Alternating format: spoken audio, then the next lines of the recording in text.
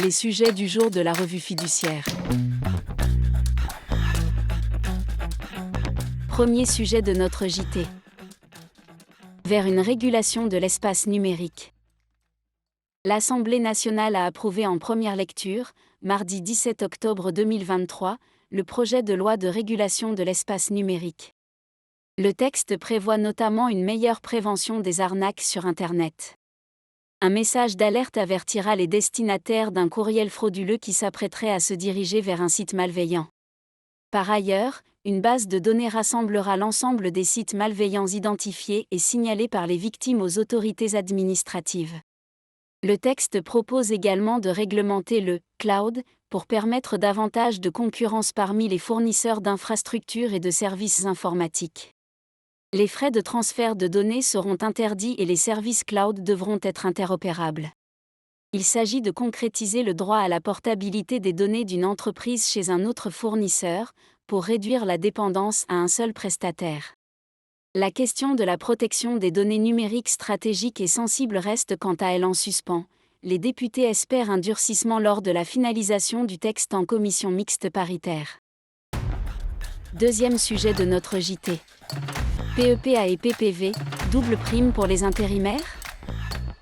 Dans deux affaires, la Cour de cassation rappelle que les salariés intérimaires bénéficient de la prime exceptionnelle de pouvoir d'achat, mise en place dans l'entreprise utilisatrice au bénéfice de ses salariés. Cette prime s'ajoute, le cas échéant, à celle mise en place dans l'entreprise de travail temporaire au bénéfice de ses propres salariés. Ainsi, la PEPA mise en place au sein de l'ETT ne peut pas se substituer à celle mise en place dans l'entreprise utilisatrice. La solution, rendue dans le cadre de la première PEPA instituée dans le contexte de la crise des Gilets jaunes, fin 2018, vaut à notre sens pour les deux autres moutures de ce dispositif, ainsi que pour la prime de partage de la valeur applicable depuis le 1er juillet 2022. Troisième sujet de notre JT. Cession de la résidence principale. Les particuliers qui cèdent leur résidence principale sont exonérés d'impôt sur la plus-value réalisée. En cas de vente de plusieurs lots constituant la résidence principale, les lots doivent faire l'objet d'une occupation effective minimum en tant que résidence principale. Tel n'est pas le cas d'un studio meublé, disposant d'un accès à l'extérieur permettant un usage indépendant des autres parties du bien immobilier détenu, qui a été loué un an à un locataire, ayant quitté les lieux 11 jours avant la vente.